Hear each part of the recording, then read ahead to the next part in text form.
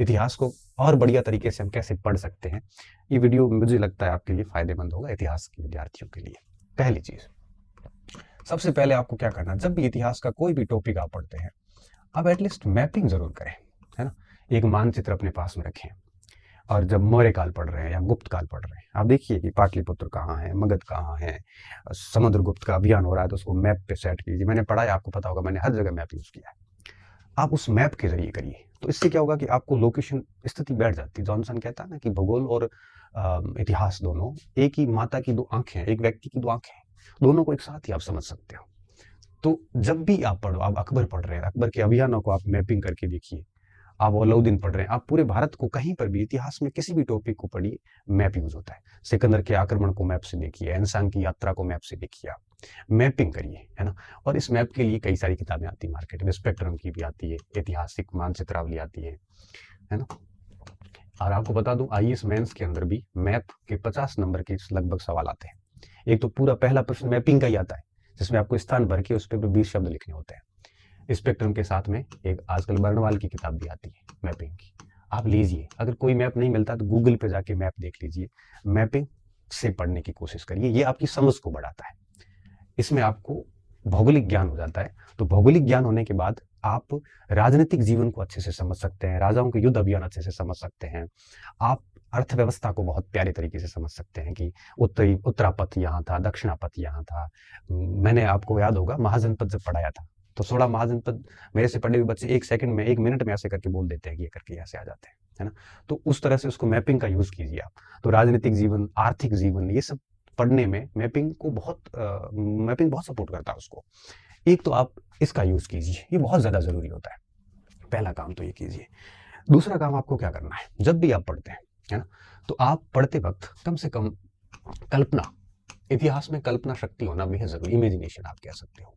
आप जब भी पढ़ रहे हैं, मौर्य काल पढ़ रहे हैं, तो कम से कम आप मौर्य काल के बारे में इमेजिनेशन करिए, अपने आप उस काल में जाके पाइए कि क्या होता होगा उस समय, अर्थव्यवस्था कैसे चल रही होगी, समाज। किताब से आंखें हटा के, और जैसे आपने पढ़ लिया पुस्तक से, फिर उस पुस्तक से आंखें हटा के, आंखें बंद करके थोड़ा सा मनन कीजिए, कैसे होता होगा सब कुछ।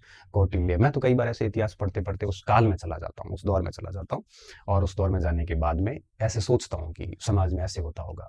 समाज में उस समय कोई सोशल मीडिया नहीं था, शासन के आदेश कैसे पहुंचते होंगे वहां पे, किस तरह से लोगों तक सूचनाएं पहुंचाई जाती होगी, किसी पर जुल्म हो रहा होता है तो किस तरह से उसको न्याय मिलता होगा, क्या पद्धति होती होगी, 1000 किलोमीटर दूर कोई कैसे जाता होगा। ऐसे कई सारे पढ़ते पढ़ते प्रश्न मेरे मस्तिष्क में आज भी आते हैं, पहले भी आते थे। ठीक है, तो ऐसी कल्पना शक्ति के जरिए आप चीजों को समझ सकते हैं, आप उस समय की वास्तविक स्थितियों को समझ सकते हैं। यही तो इतिहास दर्शन होता है। तो कल्पना शक्ति से क्या होता है, इतिहास जीवंत हो जाता है ना। तो इतिहास को जीवंत करके पढ़िए आप, ये बड़ा सक्रिय रहना बहुत जरूरी होता है यहाँ पे। तो कल्पना शक्ति का यूज कीजिए, लाइन टू लाइन पढ़ते मत जाइए जैसे कोई आप फिजिक्स पढ़ रहे हैं, नहीं, आप इतिहास को जीने की कोशिश कीजिए। मैं तो समुद्रगुप्त की दिग्विजय नीति पढ़ता हूँ, तो अपने आप है वो उत्तर के अभियान के बाद दक्षिण के अभियान अपने आप को ऐसे मध्य भारत से होते हुए निकालता हूँ। तो आप एकदम पूरा सोच लेता हूँ मैं, 6 के 6 चरण ऐसे समझ लेता हूँ कि ऐसे करके आराम से हो जाता है। ठीक है, तो मैपिंग, कल्पना शक्ति। तीसरी बात, जब भी आप इतिहास पढ़ते हैं, तो इतिहास में 2 चीजें होती है, बहुत तरीके से होती है। एक होते हैं तथ्य, दूसरा होता है इसका विश्लेषण। ठीक है, अब देखिए, अगर आप केवल तथ्य तथ्य पढ़ेंगे तो आप इतिहास को कभी जी नहीं पाएंगे। आपको इतिहास बड़ा बोरिंग सा लगेगा, है ना। आपको लगेगा कि मैं कर क्या रहा हूं, क्योंकि तथ्य तथ्य से 700-800 पेज की किताब बन जाएगी। फिर न तो आपकी समझ विकसित होगी, ना आप किसी को समझा सकते, ना आप इंटरव्यू में बोल सकते, ना बच्चों को पढ़ा सकते ठीक से। इसलिए कोशिश ये कीजिए कि विश्लेषण को ज्यादा से ज्यादा समझिए।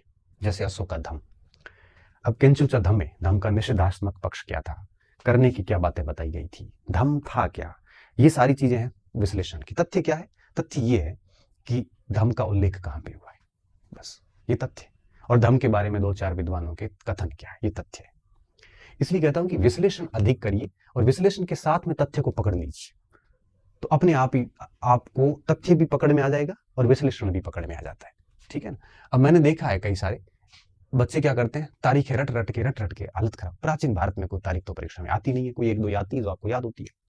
मध्यकाल की कुछ तारीखें काम की, आधुनिक की कुछ तारीखें काम की, तो मेन तारीखें याद कर लो। बाकी ऐसे तारीखों में मत फंसो, आप पूरे पेपर को आप उठा के देखोगे ना, तो ऐसी तारीखों के मुश्किल से 1-2 प्रश्न होंगे, सन जरूर होते हैं 2-4 प्रश्न, तारीखें नहीं होती।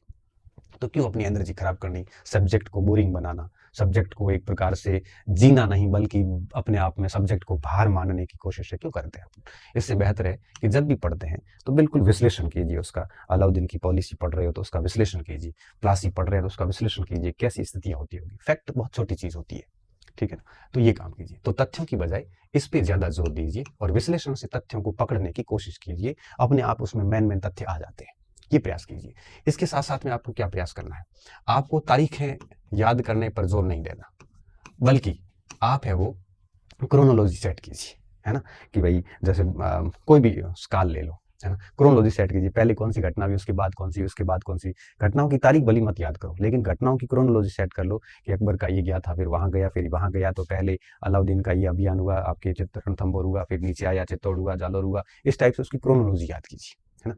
तो आप तारीखों को याद करने की बजाय इसकी क्रोनोलॉजी याद करने की कोशिश कीजिए, ठीक है? और परीक्षाओं में मोस्टली क्रोनोलॉजी आती है। अब आप अमेरिका की क्रांति पढ़ रहे हैं तो आप उसकी क्रोनोलॉजी याद कर लो, ठीक है? कि भाई प्रथम महाद्वीपीय कांग्रेस हुई, इसके बाद में ये 2 युद्ध हुए, फिर उसके बाद में ये हुआ, पूरी की पूरी ऐसी कहानी सेट कर लो। और पेपर आपका नोट्स वगैरह कुछ अगर बनाया है संक्षिप्त में, तो आप है वो कॉपी के पीछे उसकी क्रोनोलॉजी लिख लो, ठीक है? तो इससे क्या होता है, इससे आपको क्रोनोलॉजी याद हो जाती है। तो पूरे पेपर में तारीखों के तो 1-2 सवाल आते हैं, वो भी यूं ही सही हो जाते हैं, मेन तारीखें आती है, लेकिन क्रोनोलॉजी के काफी प्रश्न आते हैं। क्रोनोलॉजी आपको उत्तर को फंसाने में गजब मदद करता है।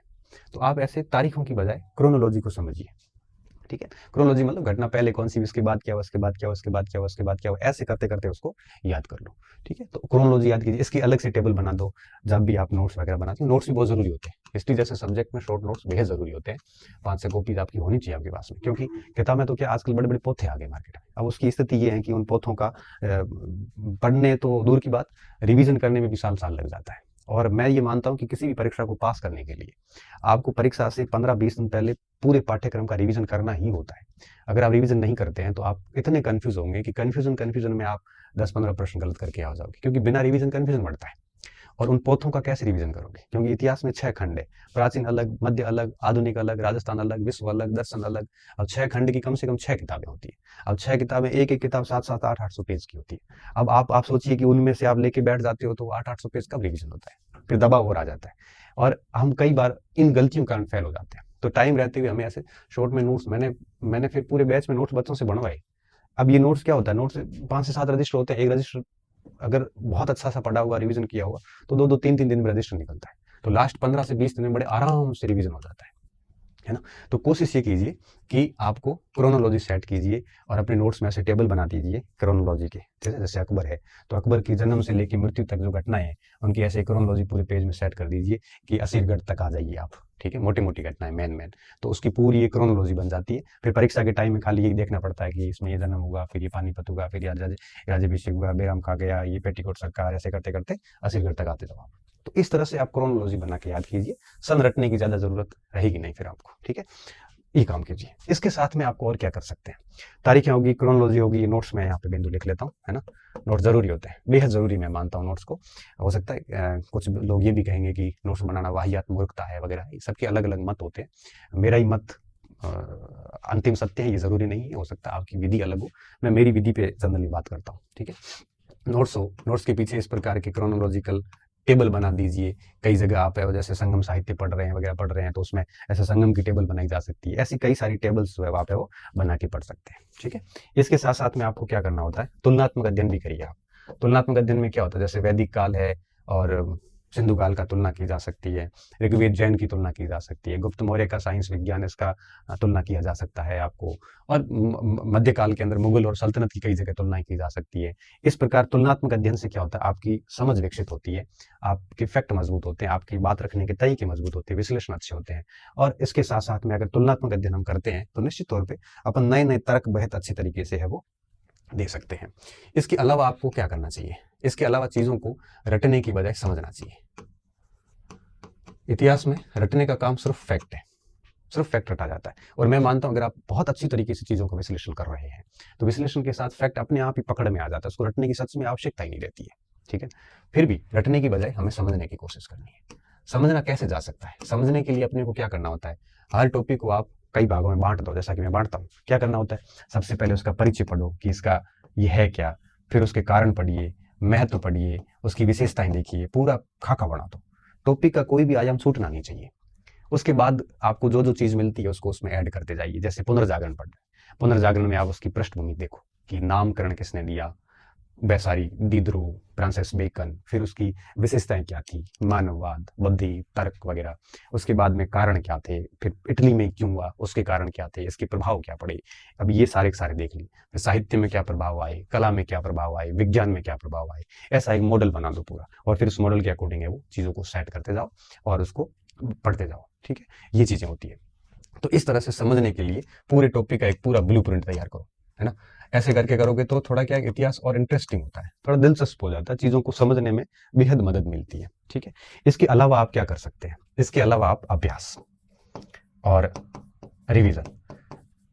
कई बार क्या होता है, इतिहास इतना बड़ा विषय है कि चीजें याद नहीं आती है ना। भाई पढ़ लिया, लेकिन उसके बाद में कई बार तथ्य किसी ने पूछ लिया तो याद नहीं आता है। तो कई बार तो ऐसा होता है, कई बार तो ऐसा होता है कि तथ्य बड़ा उलूल जुलूल होता है जिसका परीक्षा से कोई सीधा मतलब नहीं होता। ऐसे पे तो आपको टेंशन लेना नहीं है। दूसरी बात ये होती है, कई बार पढ़ा हुआ है बट याद नहीं आ रहा है, तो उसका कारण ये होता है कि हमारा रिवीजन कम होता है। जितनी बार रिवीजन अधिक होगा, और रिवीजन कब होगा, जब आपके पास लिमिटेड मटेरियल होगा। अगर आपके पास लिमिटेड सामग्री है, क्योंकि मैं आपको कई बार कहता हूं कि सफलता सामग्री नहीं दिलाती है, सफलता दिलाती है आपके पढ़ने के तरीके, आपकी कंसिस्टेंसी, परीक्षा तक आपका लगातार लगे रहना। मटेरियल लिमिटेड हो, सिलेक्शन यूं ही हो जाता है। सिलेक्शन आपके पढ़ने के तरीके पे डिपेंड करता है। कुछ किताबें पढ़ के लोग टॉप कर जाते हैं, उन्हीं किताबों से कई लोग फेल हो जाते हैं। इसलिए कहता हूँ कि लिमिटेड मटेरियल रखोगे तभी रिवीजन हो पाएगा। बड़े पोते लेके बैठ गए, एक पोता पूरा नहीं होगा, मॉडल डाउन हो जाएगा, फिर वो 7-8 किताबें कैसे रिवीजन करोगे। इससे अच्छा ये होता है कि चीज़ों को शॉर्ट नोट्स कर दो। ठीक है, और शॉर्ट नोट्स में 4-5 रजिस्टर तो बन ही जाते हैं। फिर क्या होगा, उसको आप बार बार रिवीजन करिए। जितनी बार रिवीजन करोगे समझ बढ़ती जाएगी, जितनी बार रिवीजन करोगे आपकी एक्यूरेसी बढ़ती जाएगी, नेगेटिव मार्किंग कम होती जाएगी। जितना अधिक रिवीजन करेंगे, और फिर आपको प्रश्नों में गलतियां कम होनी शुरू हो जाती है। फिर आपको मान लो परीक्षा में प्रश्न पढ़ा हुआ है लेकिन आपको सीधा उत्तर नहीं आ रहा है, तो आप 3 ऑप्शन भी एलिमिनेट कर पाओगे, क्योंकि आपको पता चल जाएगा इनमें इतना किया हुआ है ना, ये हो नहीं सकता, ये हो नहीं सकता। ऐसे करते करते आप लास्ट में उत्तर तक तो आ ही जाते हैं। इसलिए कहता हूं कि आप आपका रिवीजन बढ़ाइए, अभ्यास लगातार कीजिए। और जब भी अभ्यास करते हैं तो आप अभ्यास चारों ऑप्शन को एक प्रकार से विश्लेषण करने का प्रयास कीजिए, ताकि एक उत्तर निकल कर बाहर आएगा। चारों ऑप्शन को सॉल्यूशन करने की कोशिश कीजिए, जिससे क्या होता है, आपकी और अच्छी समझ बढ़ती है। अगर कोई साथी है गंभीर तैयारी वाला, उसके साथ भी इतिहास के विषयों पर डिस्कशन करिए, इससे आपके तर्क और विश्लेषण की क्षमताएं बढ़ती है, इतिहास और अच्छा से कंठस्थ होता है। तो इतिहास एक जीवंत है, इसको जिंदा रखने दीजिए, इस तरह से जटिल मत बनाइए। नहीं तो क्या होगा, नहीं तो इतिहास इतना बोरिंग लगेगा कि फिर आपको लगेगा कि क्यों ही एमए कर ली, है ना। तो मैंने ऐसे जब इतिहास पढ़ा है तो इन सारी चीज़ों की पूरी कोशिश करी है कि कहीं पर भी मेरे से ऐसी कोई जटिलता ना, हालांकि मैंने बहुत फैक्ट दिए। तो हमारे समाज की एक बड़ी विडंबना है, विडंबना ये है कि शिक्षक का परीक्षण जो है ना, वो इस बात पे हो जाना चाहिए कि वो समझाता किस लेवल का है और विषय वस्तु को किस लेवल का सरल करके आप तक डिलीवर करता है। समीक्षा इस आधार पे की जानी चाहिए। लेकिन दुर्भाग्य इस बात का है कि हमारे समाज में समीक्षा शिक्षक की इस बेस पे की जाती है कि उसका पढ़ाया हुआ कितना परीक्षा में पूछा गया। अब पढ़ाने के बाद में मैंने आपको खूब कंटेंट दे दिया, अब आप कहोगे कि प्रश्न तो सारे आ गए, लेकिन आप समझाया कैसा है, ये तो बात कौन देख रहा है, ये कोई नहीं देख रहा, है ना। अब होता क्या है, इसके कारण शिक्षक ज्यादा से ज्यादा तथ्य मगअप कर करके बच्चों को दे देते हैं, बच्चों से वो चीजें याद होती नहीं है। शिक्षक तो सैफ हो जाता है कि मेरे पढ़ाई में से आ गए, लेखक सैफ हो जाता है कि मेरे लिखे हुए में से आए। आपने लिखा ही इतना है कि वो बच्चा कैसे याद करेगा। तो शिक्षक और लेखक तो बच गए, फंसा कौन, फंसा स्टूडेंट, क्योंकि उसके पास तो सारा पढ़ा था फिर भी पढ़ नहीं पाया, क्योंकि लिमिटेड मटेरियल था नहीं, हो तो अनलिमिटेड था। इसलिए कहता हूँ लिमिटेड रखिए। तो शिक्षक की समीक्षा इस बेस पे की जानी चाहिए कि उसका समझाया हुआ कितना कितना इफेक्टिव था, न कि इस बेस पे कि पढ़ाई में कितने प्रश्न आए। हालांकि फिर मैंने दोनों पैरामीटर्स ध्यान रखे, मैंने समझाया भी बेहतरीन तरीके से, बच्चों को समझ में अच्छे से आता है, साथ में फैक्ट भी प्रॉपर दिए। और फिर क्या होता है, जैसे पेपर होता है तो मैं मेरी जिम्मेदारी का निर्वहन करते हुए मेरे पढ़ाई हुई की पीपीटी का फोटो स्क्रीनशॉट और सामने प्रश्न लाके सॉल्यूशन यूट्यूब पे करवा देता हूँ। ये मेरी जिम्मेदारी है, क्योंकि मैंने बच्चों के भरोसे पे मैंने बच्चों को भरोसा दिलाया था कि भाई आप इतना पढ़ लोगे तो इसमें 90-80-90% सवाल आ जाएंगे, है ना। तो उस भरोसे की ये मेरी एक उत्तरदायी सरकार मान लीजिए आप। तो मेरा उत्तरदायित्व तो बनता है कि मैं आपको प्रमाणित करूं कि हाँ मैंने जो बात कही थी वो हुई। जनरली शिक्षक ऐसा नहीं करते हैं, यूट्यूब वगैरह पे मैं देखता हूँ कि बैच तो सब लेते हैं, लेकिन बैच लेने के बाद में कोई भी आके वापस प्रूफ सहित सोल्यूशन नहीं करता कि मेरे ये पढ़ाई में से इतने प्रश्न आए। मैंने तो ये काम 2 साल पहले से शुरू कर दिया, यूट्यूब पे आप देख सकते हैं। तो मेरा कहने का मतलब ये है कि आप लोग जो है वो कोशिश ये कीजिए कि हमें ज़्यादा से ज़्यादा चीज़ों को समझना है, ठीक है, बाकी तथ्य तो खूब सारी जगह मिल जाते हैं आपको। तो इन चीज़ों का ध्यान रखना, आपको मैपिंग करनी है, चीज़ों को सोचना है, इमेजिनेशन करनी है, विश्लेषण ज़्यादा करने हैं, तथ्य अपने आप बीच में पकड़ में आ जाते हैं, क्रोनोलॉजियाँ सेट करनी है, तारीखों को कम महत्व देना है, नोट्स शॉर्ट में बनाने हैं, पीछे टेबल्स बना दीजिए क्रोनोलॉजी वगैरह की, तुलनात्मक अध्ययन कीजिए, रटने की बजाय चीज़ों को समझने की कोशिश कीजिए, टॉपिक को ब्लूप्रिंट में बांट दीजिए कि कारण परिणाम इस टाइप से पूरा, ताकि समग्रता आ जाए, समग्रता से कॉन्फिडेंस आता है ना। और फिर इस लिमिटेड मटेरियल को रिवीजन कीजिए बार बार, और पुराने प्रश्न लाके उसके अभ्यास को भरपूर तरीके से कीजिए। फिर आप देखना कि 5-6 महीने बाद ऐसी स्थिति आती है कि सब्जेक्ट पे कॉन्फिडेंस आता है। फिर प्रश्न परीक्षा में भली मत आओ, लेकिन 3 ऑप्शन को एलिमिनेट करके भी हम बड़े आराम से उसका उत्तर है वो निकाल सकते हैं। तो ये मेरा अनुभव था इतिहास विषय को लेके। उम्मीद कर रहा हूँ आपको डेफिनेटली फायदा होगा। हाँ, ये अंतिम सत्य नहीं जो मैंने बताया, इसमें आप अपनी नीति लागू कर सकते हैं, आप अपने अनुसार भी चल सकते हैं। ये मेरा एक व्यक्तिगत अनुभव था जो मैंने आपके साथ साझा करना उपयुक्त समझा, इसलिए कर रहा हूँ। तो कोई बाध्यता नहीं कि आप इसको स्वीकारें, और कोई ऐसी आपके ऊपर कोई बाउंडेशन नहीं है, ये आप स्वतंत्र हैं। जैसा आपको ठीक लगता है तो इस चीज़ को आप अपना के देखिए। समय ज़रूर लगेगा, लेकिन काम स्थायी होगा।